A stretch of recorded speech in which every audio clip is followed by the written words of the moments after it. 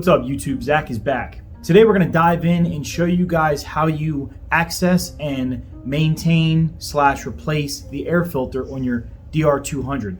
Mine's a 2015, as you guys know. I think that this is actually something that a lot of people don't maintain or kind of just forget that their bike has. The more you ride off-road, the more you have to inspect it and make sure it's not covered in dirt, dust. Let's go ahead and dive into it. If you guys aren't already, man, go ahead and follow me on Facebook, follow me on Instagram. And if you guys aren't subscribed to the YouTube channel, please do go ahead and subscribe to the channel. It helps the channel out immensely. I appreciate each and every one of you. Let's go ahead and dive into it. See you guys at the bike. Very simple task to do. As you guys can see, I have my two tools right here. I've got my toolkit right down here on the floor. All you need to do this is an Allen key. And what size is it? 12mm socket. Okay, it's just my T-wrench. My Motion Pro T-wrench. I've got 4 sockets that I leave for my bikes only. So we go ahead and take our Allen key, and right down here there's the first Allen key bolt. We'll go ahead and take this off. One bolt out. Try to put your stuff down on a mat so you don't lose them. These side panels are a little weird on the DR200. So what you do with this is it's a male to female connector right here. You're gonna pop that off like that. One right there in the middle, and one right here. And then from here, you pull forward and kind of angle down, because as you can see, it's got this little L shape here that actually hooks into the plastic. So when you go to take it out, you take it out like that. Side panel's off. So one bolt, and as you can see, it connects right here with this little nipple, and then it connects right here in the front with this little nipple. So if you get that bolt out and you feel like it's not moving, it's because these two right here need to be pulled out. They need to be popped off, or else the panel will not come off. So from there, we take our 12mm. There's a bolt right here. This is what actually bolts the seat down. Very easy. That bolts out. We're gonna go move over to the other side. It's exactly the same, but we'll move over to the other side now. All right, so now that we're on the right-hand side, as you guys can see, it's exactly the exact same thing. We've got this Allen bolt right here. With the bike on the kickstand leaning to the left, you can actually kind of see the little cutouts where the bolts are. So we go ahead and take this one out. Same thing with this panel. As you can see, you go to move it, it feels like it doesn't want to move, like it's stuck. Doesn't take a lot of force. You just pull outwards on them, pop that side off, and then same thing, kind of hooks down, because if it's like that and you're trying to pull it, it won't move. So you go ahead and just push it forward and kind of hook it down. And then right there, you can see we have access to the bolt. You can obviously see it better on this side again, because the bike is leaning to the left per the kickstand. Go ahead and take our 12, break her free, and she's out right there. Washer came off the plastic, but the other side it's stuck, but that's no big deal. So now with the 2 bolts out, 2 plastics off, your seat can lift straight up. I got the seat to pop off. It was a little tight though because it was rubbing here.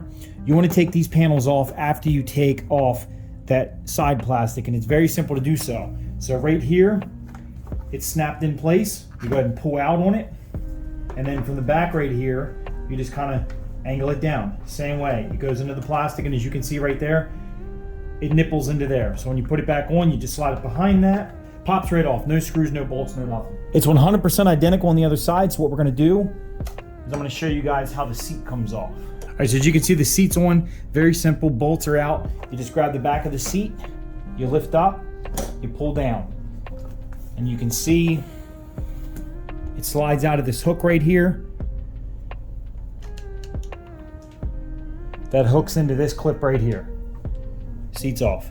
And now from there, you guys will have access to the top of the air box, which is right here. And we're gonna go ahead and dig into that now. What I like to do is always make sure I don't have a bunch of stuff that's gonna fall down into my air box. So I take a little bit of air, just to make sure I don't have particles laying around that's gonna drop inside of it. Then I take a damp rag, your cleaner of choice, and just wipe off the top of the air box. Okay, so now with that done, there's 2 little tabs right here. You can kind of just bend this hose out of your way.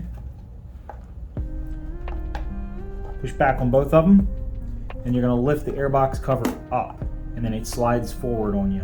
All right, so now you guys can see inside my airbox. You see my air filter. You see it's a little dirty. Just as reference for you, I have I think I just broke 2,000 miles on this bike. Let me see. So I've got 2,039 miles on this bike now. But as you can see, I've got a little bit of dirt on the top of the air filter, which is normal. It's a little wing nut bolt. We're gonna go ahead, I'm gonna go in there, I'm gonna go ahead and loosen that up. Before I do that though, I wanna clean inside my air box. And let's see if I can show you guys. You can see there is some dirt and stuff right here, kind of like dirt spatter, not really chunks of dirt. We want to clean all that out before we go ahead and take the air filter actually physically off the bike so nothing goes and falls inside. So let's go ahead and do that now. Alrighty, now I think that that's good enough. Once we take the air filter out, we'll be able to see if there's anything else, any residual dirt spatter that we might need to take out. Let's go ahead and take our air filter out. Again, what it is it's just a wing nut that's right in the center, as you guys can see right there. So right there's the wing nut. We're going to go ahead and crack that off. Here's your bolt. This washer is very important. Okay, make sure you keep this washer, because if you lose this washer, that's what compresses down in the air filter. If you lose that washer, this wing nut's just going to tear right through the filter, and the filter's going to come off. It's going to slide right over the wing nut, and you're going to be having a bad day. Now, as many already probably know, when you do this with your air filter, you're going to notice that your air filter has an oily residue on it. That's perfectly normal. That's the way your air filter, foam air filters are supposed to be. Typically, you can clean foam air filters. A lot of people that I've seen clean them with gasoline, which I've never done that, but a lot of people do. And then you just reapply your oil and you're good to go. So air filter slides off, you pull it backwards like this, and then you tilt it back and you lift it up. And as you guys can see, mine's still in really good condition. Yeah, it does have some dirt up here. I probably could clean it, but it's actually very minimal. Other than that, the air filter is in amazing condition. Still nicely oiled. It's not dry, anything like that. So we're gonna go ahead and reinsert this, and I'm not gonna bother ordering a new one yet. So we're gonna do one last wipe on the inside of the airbox. Any of the residual dirt that I can see. You wanna have this oriented to where it's at the top of the air filter. So we're gonna go ahead and take our air filter, kinda squeeze it in there, like so. Tilt it downward, slide it in, and you push it back.